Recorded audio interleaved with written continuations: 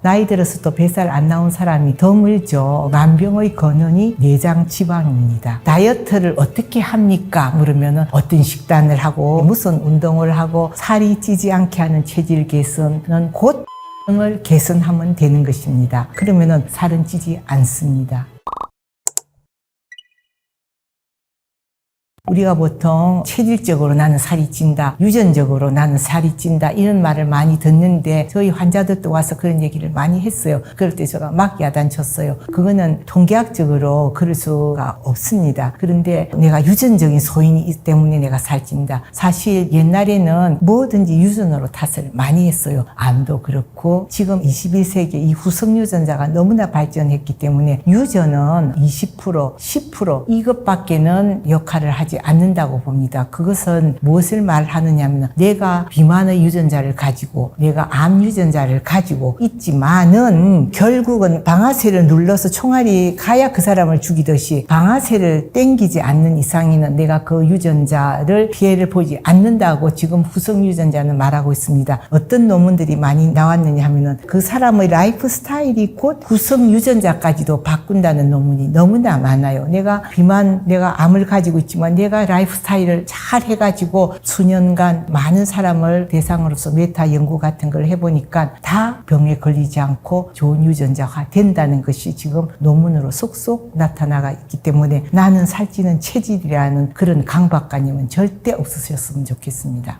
살이라는 게 지금은 내장 지방이 많이 있는 그 살을 말하는 것입니다. 결국 내장 지방은 독입니다. 독은 어떻게 우리 몸에 축적됩니까? 외부 요인으로 되고 또 하나는 내부에서 생기는 요인이 두 가지가 있습니다. 외부 요인이 생기는 것은 여러 가지 자외선을 너무 과하게 했다든지 나쁜 가공식품 독이 많은 것을 먹었다든지 스트레스를 받았다든지 이런 여러 가지 외부적인 요인으로 해놔서 독이 생기는데 그런 체질이라고 하기보다는 자기의 라이프 스타일이 그렇게 만들었다고 생각합니다. 살이 안 찌게 하려면은 라이프 스타일을 제대로 해야죠. 우리가 보통 반대로 다이어트를 어떻게 합니까? 그러면은 어떤 식단을 하고 식사는 어떻게 하고 무슨 운동을 하고 내 마음가짐은 어떻게 해야 되고 이런 여러 가지 다이어트를 하는 조건의 역으로 그런 라이프 스타일을 하면은 살은 찌지 않습니다.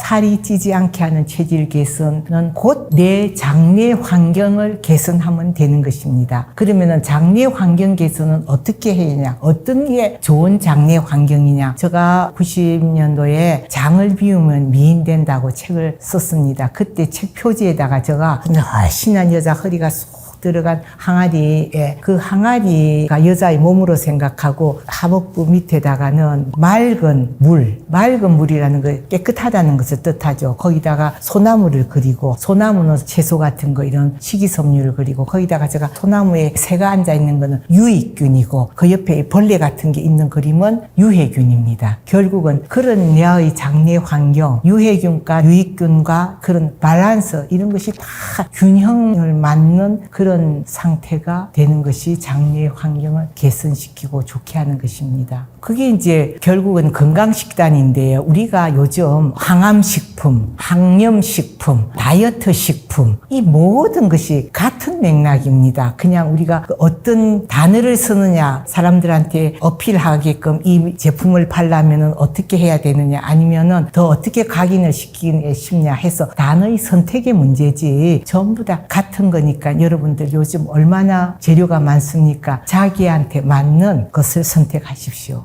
수면하고 너무나 관계 있죠. 우리가 그 라이프 스타일을 개선하는 방법이 하버드에서 나온 텍스트북에 7가지 챕터가 있습니다. 제일 먼저가 뭐냐면 식사요법, 운동요법, 수면입니다. 잘 때 우리가 내 몸 세포, 내 장기, 나의 뇌 모든 것을 수리하는데 수리는 어떻게 합니까? 나쁜 생각의 독, 나쁜 물질의 독 이런 것을 전부 다 해독 기관을 통해서 전부 다 이제 배설하게끔 전부 정리하는 시간이거든요. 그 다음번에 잘 때는 11시에서 한 4시 사이 이런 시간에는 호르몬도 굉장히 그 시간에만 많이 납니다. 그래서 옛부터 일찍 자고 일찍 일어나는 새나라의 언일이 뭐 이런 노래도 있지 않습니까? 그리고 9시에 자면은 다 미인된다는 얘기도 있고 그만큼 수면은 중요합니다.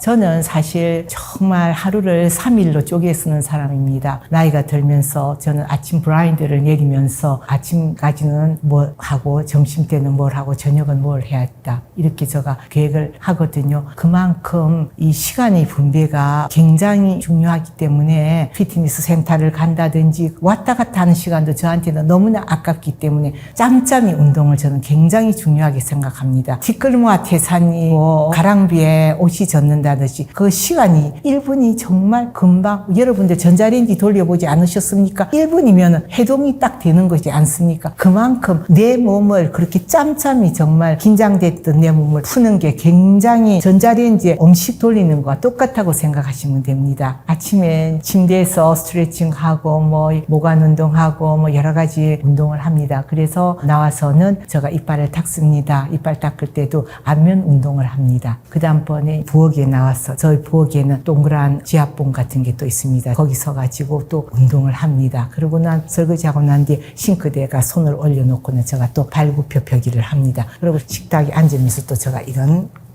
운동을 하고 잠시도 저는 가만히 있지 않습니다. 그래서 우리가 시간을 내놓고 헬스장에서 운동을 하고 뭐 어디에서 운동을 하는 것 이상으로 짬짬이 운동이 굉장히 중요하다는 거, non-exercise activity라는 게 활동량, 생활의 활동량에 대해서 요즘 굉장히 곽광을 받고 있습니다.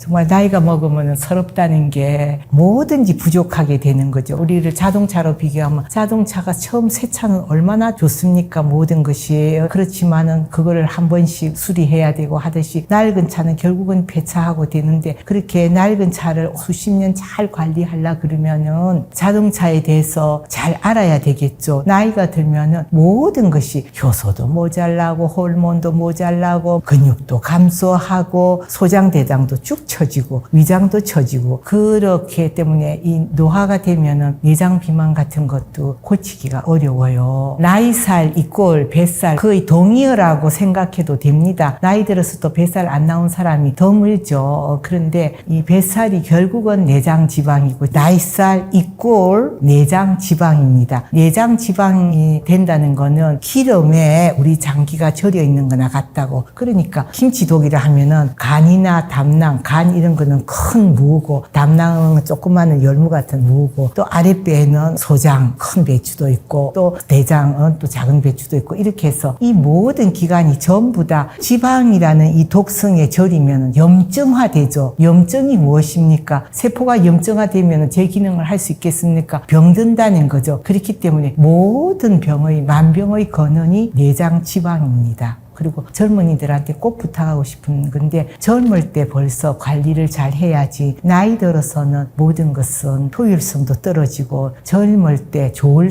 때 관리를 잘 하시는 게 좋습니다. 다이어트에 관여하는 호르몬이 굉장히 많습니다. 제가 알기로는 한 10가지 정도는 되는데 제일 먼저 이제 인슐린이 있죠. 그 다음에 렙틴이 있죠. 그 다음에 그렐린이 있죠. 그 다음에 코티솔이 있죠. 등등 다이어트에 관계된 그 모든 호르몬이 장에서 전부 다 만들어진다는 이 사실 때문에 그만큼 장내 미생물이 하는 역할 중에 여러 역할이 많죠. 바이타민 K도 만들고 바이타민 B도 만들고 뭐도 만들고 하지만은 호르몬을 만든다는 이 사실 때문에 장이 이제 모든 우리 인체의 기관의 1등 메인 컨트롤 박스가 됐기 때문에 여기에 대한 논문이 얼마나 지금 많이 나오는지 모르고 결국 저는 간과 장의 축, 장을 잘 다스리면은 간이 해독이 잘 되고 장에서 모든 신경 전달 물질로 만들어져 가지고 이것이 HPA라는 엑시스 축 그러니까 시상하부와 대하수체를 통하고 또 부신을 통해서 합해가지고 올라가서 뇌를 자극하는 거예요. 그래서 옛날 수십 년 전에 내한테 심한 변비로 오셨던 분들이 지금 거의 다 파킨손, 알츠하이머, 치매로 지금 고생하고 계십니다. 이것이 정말 산 증거로서 논문을 지금 다시 쓰고 싶은 마음이 생기고 있는 중이에요. 그렇기 때문에 여러분들은 장내 환경 개선을 하면은 호르몬조차도 잘 이렇게 나와서 내가 더 늙음이 지연되는 거 요즘 뭐 노화의 가속화 이런 단어가 있는데 저는 옛날부터 내가 노화의 가속화는 장내 미생물과 장내 생태계를 잘 관리하면 된다고 제가 책을 썼습니다.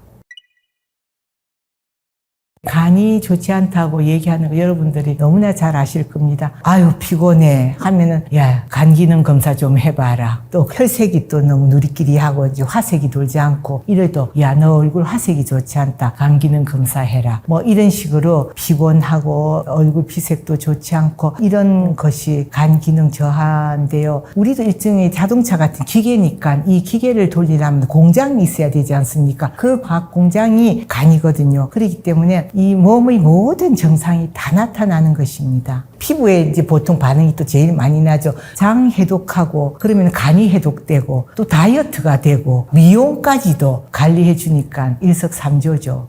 지방간이란 것은 말씀 그대로 fatty liver, 간 세포에 기름이 꽉 끼었다는 겁니다. 그런데 지방이 뭡니까? 지방이 독입니다. 간은 해독을 하는 가장 큰 기관이잖아요. 어떻게 해독을 하느냐? 지방에 녹아있는 지용성인 독을 1단계, 2단계의 해독 단계를 간에서 거쳐서 수용성인 독으로, 물에 녹는 독으로 바뀌어서 소변으로 나가고 땀으로 나가고 대변으로 나가게끔 하는 기관입니다. 그래서 우리가 술을 안 먹어도 지방간이 된다는 것은 지용성 독이 많아서 간 세포가 그거를 다 처리를 못하고 갖고 있기 때문에 그게 지방간이 생기는데 그 사람들의 특징은 무엇이냐 하면은 활성산소가 너무나 많은 사람들이 지방간 많습니다. 그러면은 유해산소, 활성산소가 무엇이냐? 과하면은 뭐든지 유해산소가 생긴다는 거예요. 산소가 두 개가 돼야 안정한데 손이 하나가 더 있게끔 과하게 산화돼 가지고 과잉 활성산소가 결국은 아무거나 독을 잡는 거예요. 그래서 과유불급이라는 말을 옛부터 하는데 정말 맞는 말입니다. 과로, 과요, 과식 모든 게 과하면은 거기가 활성산소가 생기는 것입니다. 그래서 과자 들어가는 라이프 스타일을 한 사람 건강식을 안 하고 과하게 무엇을 먹었다니 그렇기 때문에 우리가 어떤 식품을 어떻게 먹는다는 거가 너무너무 중요해요. 왜? 자기한테 맞지 않고 잘못 과잉하면 그것이 오히려 독이 될 수 있기 때문입니다.